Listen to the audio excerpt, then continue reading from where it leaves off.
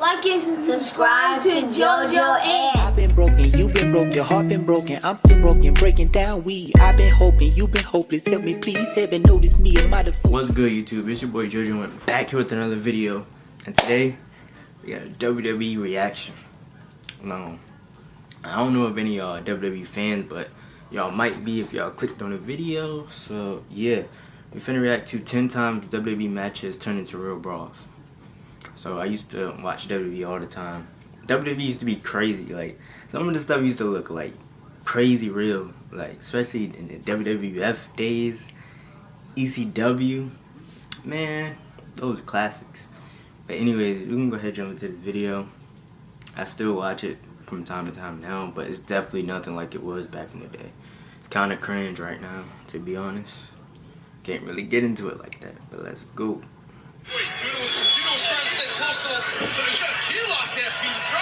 That Kurt Angle?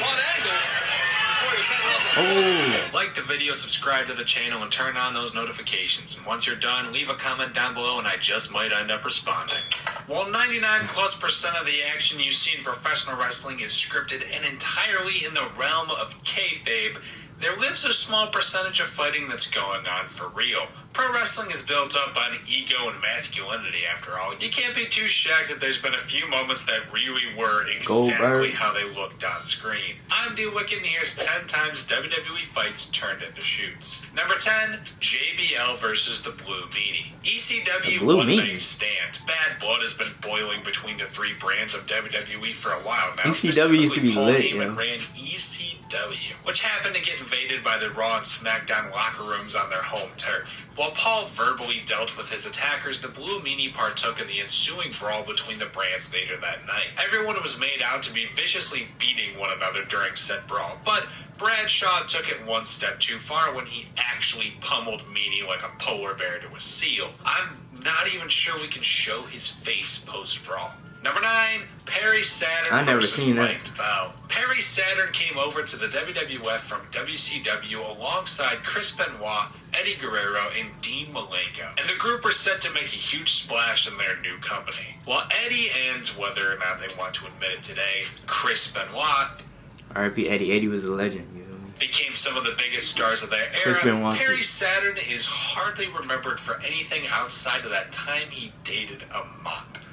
You heard me right. Moppy. The mop's name was, fun times for Perry Saturn. The reason he was saddled with the janitor's equipment was because of this match, with an enhancement talent by the name of Mike Bell. During their match, Bell botches an arm drag and leaves Saturn landing directly on top of his head. Saturn would return the favor, but not before a few swings and misses toward a concerned Mike Bell. Perry would then toss the youngster out of the ring, landing directly on top of his head. Number 8, Goldberg versus Steve. So do any of y'all think that wrestling right now is still real? Like it's pre-planned, like it's a script, but they actually be fighting? Let me know. Steven Regal, or William Regal as you'll probably know him as today's NXT general manager. You all likely know Goldberg either as arguably the second greatest streak holder in wrestling history, or as the disappointment Goldberg machine he's become post-2016. The last few years haven't been the first blunders in Goldberg's career, however. He did work for WCW after all. One such mistake was Goldberg taking on Steven Regal, one of the best technical wrestlers of his day, one of the few men who could genuinely grapple Goldberg down to the ground. There's mixed opinions over Regal either being told to wrestle 6+ minutes or if he went into business for himself to humiliate the sometimes called talentless Goldberg, but one thing's for sure, he really wasn't supposed to be going over 5 minutes in technical wrestling bouts. Number 7, Sexy Star snaps Rosemary's arm. The next entry actually comes from AAA at their biggest event of the year, Triple Mania, and the 2017 edition of this annual event was one of the biggest messes in modern wrestling history. There were plenty of moments throughout the night that led to Triple Mania being the disaster that it was, but no moment more notable than the climax of the night between female wrestlers Rosemary and Sexy Star. The match actually ends with Sexy Star strapping in an armbar onto Rosemary for the submission victory, except the bell rings, but Sexy Star doesn't move, or doesn't let it go. And in fact, she only appears to go off a little bit harder. In fact, Sexy Star in real life decided to just tear Rosemary's arm out and snap it off its socket.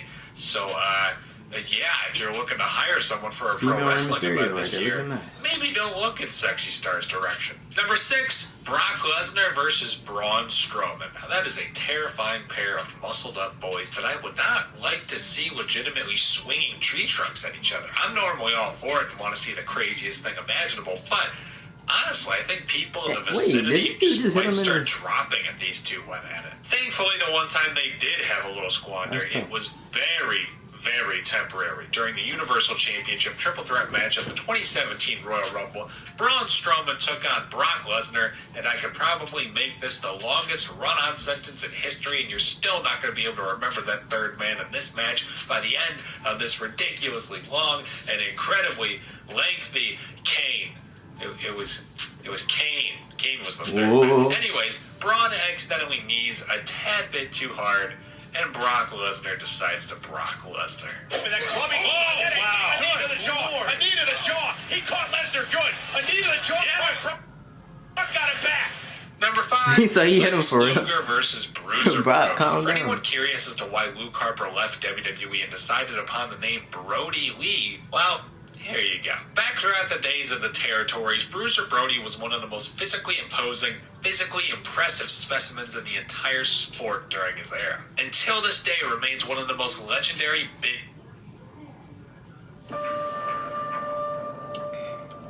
Sorry about the ad, my guy. men in all of pro wrestling. Now, we generally try to keep these lists pretty modern, but I had to dip all the way back to 1987. I'm about to say, I don't know who that is. Memorable shoot fights in the history of the company. 2 names went in: hottest thing in the business, Bruiser Brody, and hot shotting to the top, Lex Luger. I feel like back then they probably really was fighting each A other. few years before his prime, Like, and really Brody mad. a good few years into it. Lex wanting to make a name for himself, and Brody just wanted to get in, do his job, and get out as per his usual. Yet Lex had to tough man it, trying to get his name out there, and was very lucky that the far more experienced Brody decided the worst he should do to the younger Luger was no sub a few punches. Number 4, the story of the great Antonio's. Another older clip, and one that's not even from the WWE. Different century, wrong company, D-Wicked's falling apart. Well, now without good reason, as this old classic clip actually comes from Japan and features a man who'd opened the doors to Japan's They be fighting largest real pro in wrestling Japan, I don't company, care what y'all New say. Japan Pro Wrestling, Antonio Inoki. Inoki would eventually become a WWE Hall of Famer despite having hardly any involvement with the company. That is just how legendary Inoki's career is. Maybe the lowest point of it came during a match against the great Antonio, this massive hunk of humanity who would try and use his immense size to intimidate foes. During a match between Inoki versus the Great, the two Antonios had a disagreement when Great tried no-selling too many of Inoki's moves, and the Japanese man finally lost his marbles and let loose on the bigger man. Inoki ended the night pissed, shouting that pro wrestling was fake, and stormed out of the arena. Number 3, the Montreal Screwjob. Oh my 80s match and 80s Japan match, now hardly even a match. While the Montreal Screwjob might be remembered more as a moment in wrestling history instead of an actual match, but this did technically start out as a match and end up as a real life fight, so why not? So, this Bret Hart, right? And Shawn Michaels. So they fought for At the 1997 Survivor Series pay-per-view event, Bret Hart and Shawn Michaels walked into the match both highly heated at each other and looking to leave with the WWF Championship. And neither man really knew if they were going to be leaving with the, yes, predetermined WWF Championship. Bret was scheduled to win the match, refusing to lose in his homeland of Montreal, but Vince McMahon actually came out before the match ended to ring the bell and force the belt onto Shawn. That is the simplest, most under 200-word way to answer a question wrestling fans can generally go dozens upon dozens of thousands words in. Long story short, Bret was no longer in the WWF come the night's end, and would end up knocking Mr. McMahon out backstage not too long after. Look at this! Oh, you're kidding me. So you telling me they was just fighting not knowing who the winner was going to be? Number 2, New Jack. I don't think there's any way that we can really talk that openly about New Jack. Things that New Jack has done in order to stop a match. Thrown a man off the sides of scaffolding. The 17-year-old repeatedly in the head with a fork. Thrown his body off tall. Thrown other bodies off tall. Probably some other attempted. Actually, yeah, literally a dude. Is it obvious we really can't talk that much about New Jack yet? If you want a specific entry, pretty much any of his matches ended in a real-life brawl, so just scroll through his Wikipedia.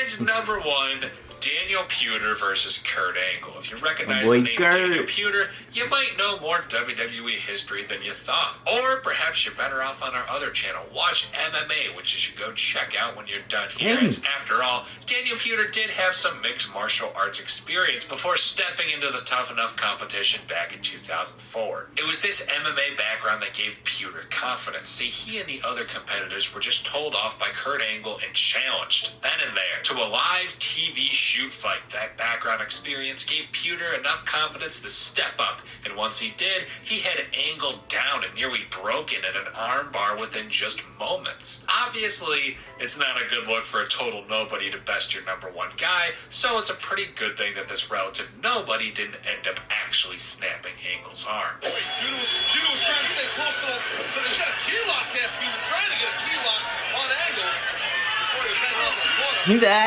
10 matches that turned into brawl. But anyways, man, I hope y'all enjoyed this video, man. Let me know if y'all still watch WWE, if y'all think it's real or not. That's tough. But let me know if y'all watch AEW too. I know that's a new trend in wrestling junk. So yeah. Anyways, I hope y'all enjoyed this video. Make sure to like, comment, and subscribe. I love y'all, man. I'm out. International. That's why I'm on my way. I said I'm on my way. Tell every dream that I'm chasing that I'm on my way. Tell the city that we made it and I'm on my way.